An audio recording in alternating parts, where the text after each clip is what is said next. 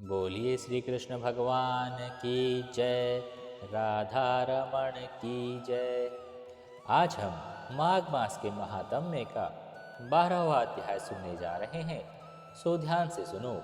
यमदूत और विकुंडल की बात चल रही थी, तब यमदूत कहने लगा, जो कोई प्रसंगवश भी एकादशी के व्रत को करता है, वह दुखों को प्राप्त नहीं होता। मास की दोनों एकादशियां भगवान पद्मनाभ के ही दिन हैं।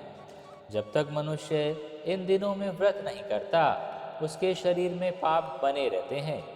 हजारों अश्वमेघ यज्ञ, सैकड़ों वाजपेयी यज्ञ एकादशी व्रत की 16वीं कला के बराबर भी नहीं होते हैं। एकादशी के दिन व्रत करने से 11 इंद्रियों में किए हुए सब पाप नष्ट हो जाते हैं। गया, काशी, पुष्कर, कुरुक्षेत्र, यमुना, चंद्रभागा, कोई भी मनुष्य कोई भी एकादशी के दिन यदि कर लेता है तो उसके ये तुल्य नहीं है। इस दिन व्रत करके मनुष्य अनायास ही वैकुंठ लोक को प्राप्त कर लेता है। एकादशी का व्रत और उसी दिन रात्रि जागरण करने से वह अपने माता पिता और स्त्री के कुल की 10-10 पीढ़ियों को उद्धार करवाता है और वह पीतांबरधारी विष्णु के निकट रहने के योग्य हो जाते हैं। बाल, युवा और वृद्ध सब पापी भी व्रत करने से नरक के गामी नहीं बन पाते। यमदूत आगे कहता है, हे वैश्य, मैं सूक्ष्म में तुमसे नरक के वचन का धर्म भी बताता हूँ।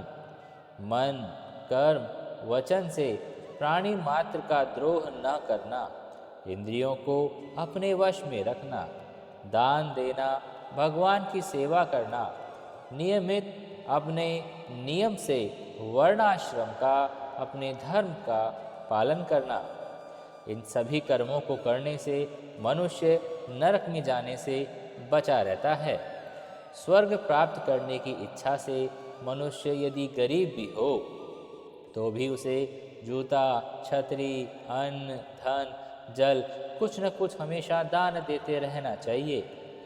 दान देने वाला मनुष्य कभी भी यम की यातना को नहीं भोगता तथा दीर्घायु और धनी होता है। बहुत कहने से क्या ही अधर्म से मनुष्य बुरी गति को प्राप्त होता है। मनुष्य सदैव धर्म के कार्यों में ही लगा रहे तो स्वर्ग को प्राप्त कर लेता है। इसलिए बाल्यावस्था से ही धर्म के कार्यों में अभ्यास करना चाहिए। इति माघ मास महात्म्ये 12वां समाप्तम। बोलिए श्री कृष्ण भगवान की जय, राधा रमण की जय।